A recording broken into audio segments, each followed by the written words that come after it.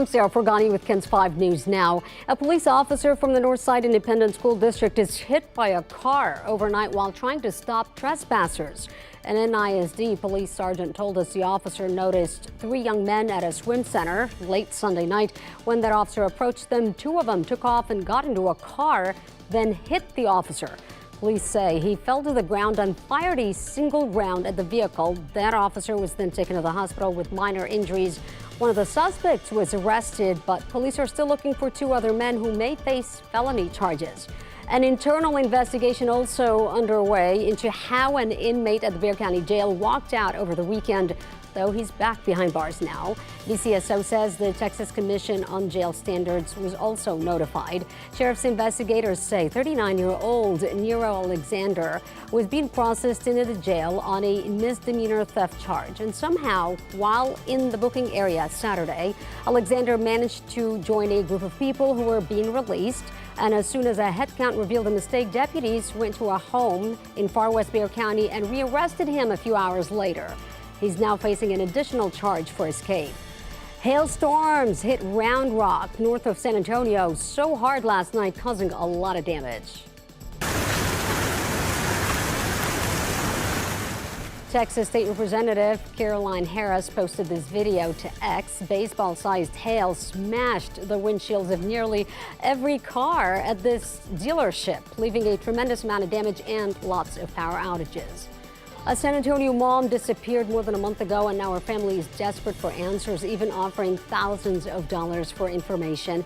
Cassandra Gonzalez is a mother of 4. And the last time she spoke with her family was August 12th, when she left her brother's apartment on West Silver Sands.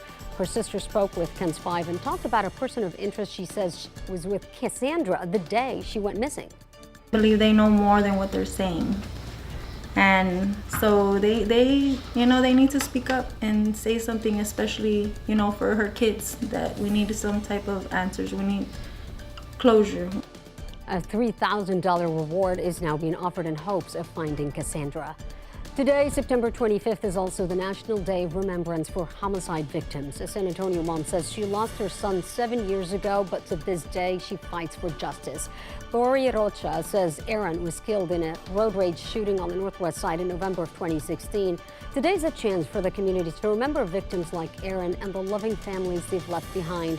His mom told us she is his voice and advocates for other parents. Now Crime Stoppers is offering up to $5,000 for tips that lead to an arrest in Rocha's murder. Nearly 800 buildings in San Antonio are registered as vacant, according to online records, and there is concern over a rising trend of fires sparked in vacant places. The San Antonio Fire Department says almost a third of fires this year were at vacant structures. The latest just days ago. People who live nearby these abandoned buildings told KENS 5 they're concerned. That's abandoned, they're going to break into. There is a safety concern with this all. Yes, yes, a lot, because people just come and go and you don't know where they're doing.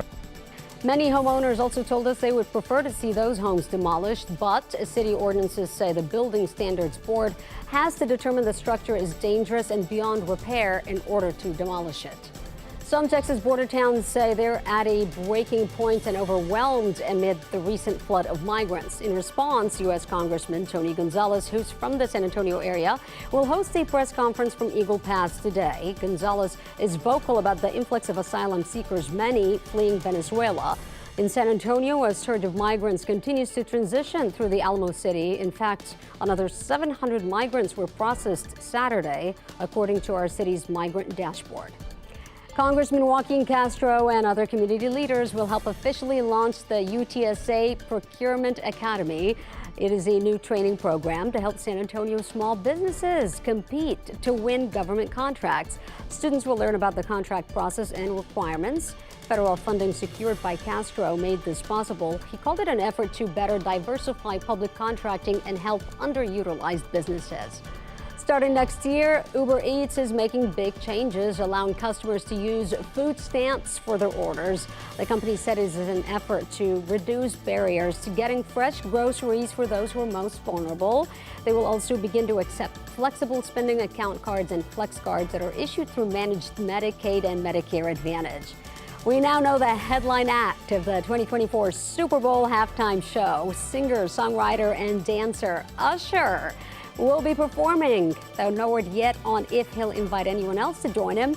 We'll have to wait and see. The game is Sunday, February 11th at the Allegiant Stadium in Las Vegas. And that's KENS 5 News Now. I'm Sarah Forgani.